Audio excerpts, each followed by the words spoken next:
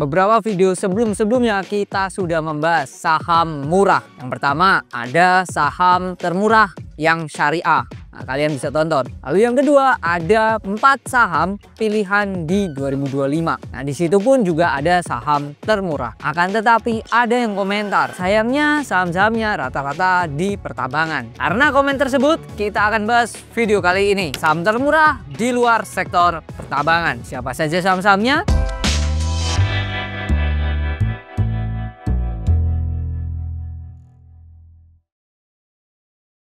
Jadi video kali ini filter pertama adalah saham di luar sektor pertambangan. Lalu yang kedua filternya adalah perusahaan yang punya net income growth dalam 3 tahun terakhir itu di atas 20%. Lalu selanjutnya di filter ketiga itu adalah dividen yieldnya di atas 8%. Baru dari filter-filter tersebut kita pilih siapa yang termurah. Dari filter-filter tadi yaitu net income growth di atas 20%, dividend yield di atas 8%, dan di luar sektor pertambangan terpilihlah 21 perusahaan. Siapa saja? Ada saham Akro, ada TAPG, ADMF, IBCM, DUTI, ASII, SPTO, MERK, PPGL, WIIM, CAMP, BBRI, MLBI, MPMX, TUGU, PSSI, JECC, HAIS, AXIO, SKRN, dan AUTO. Selanjutnya adalah siapa yang termurah dari 21 perusahaan. Perusahaan ini termasuk perusahaan yang sudah lama listing di Bursa Efek Indonesia. 15 Desember 1981. Itu tanggal di mana mereka listing di Bursa Efek Indonesia. Dengan harga awal 1.570 per lembarnya. Perusahaan ini pengendalinya adalah Heineken International BV dengan kepemilikan 89%.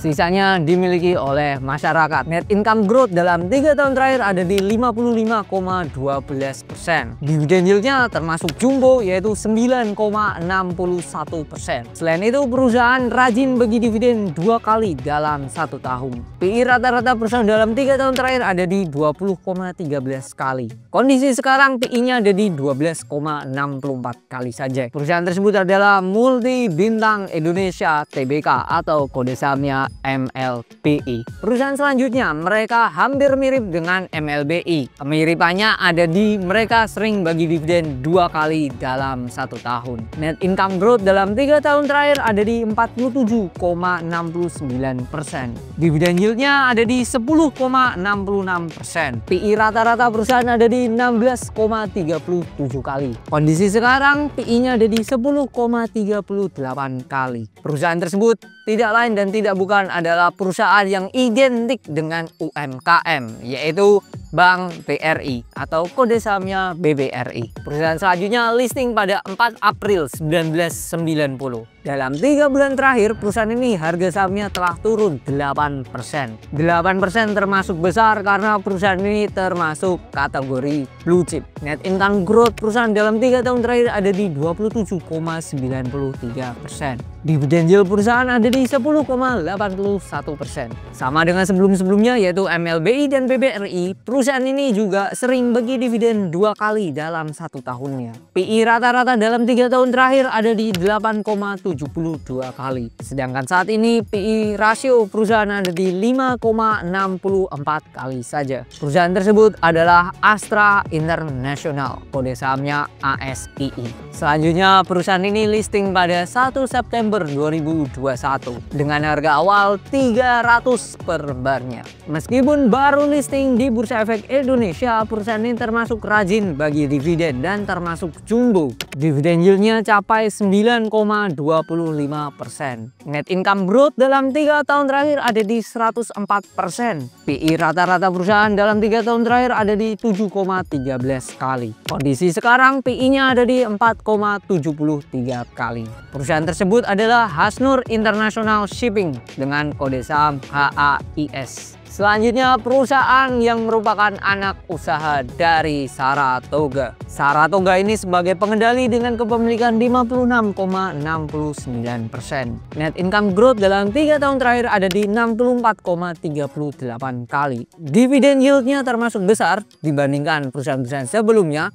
ada di 12,08%. PI rata-rata perusahaan ada di 9,63 kali. Kondisi sekarang PI rasionya ada di 7,33 kali. Perusahaan tersebut adalah Mitra Pinastika Tbk atau kode sahamnya MPMX. Selain 5 perusahaan tadi, aslinya masih ada satu perusahaan yang bisa dikatakan kondisinya murah dan terbaik, dividennya pun jumbo. Perusahaan tersebut adalah perusahaan ini bergerak dalam industri asuransi umum. Kegiatan usaha perusahaan terbagi menjadi 3 segmen. Segmen asuransi umum bergerak dalam bisnis asuransi umum, terutamanya sektor minyak, gas, dan energi. Segmen sewa dan bisnis terkait bergerak dalam bisnis penyewaan ruang kantor dan kendaraan. Segmen bisnis lainnya bergerak dalam bisnis investasi. Net income growth-nya dalam 3 tahun terakhir ada di 70,85%. Dividend yield-nya ada di 12,08%.